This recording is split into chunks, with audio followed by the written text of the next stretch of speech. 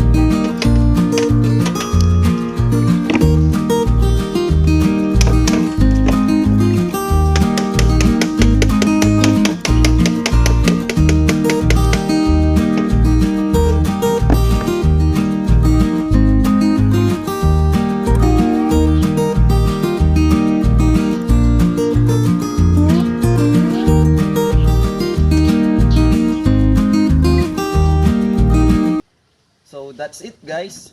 That's how you make a round pipe by using a sheet metal. Thank you for watching.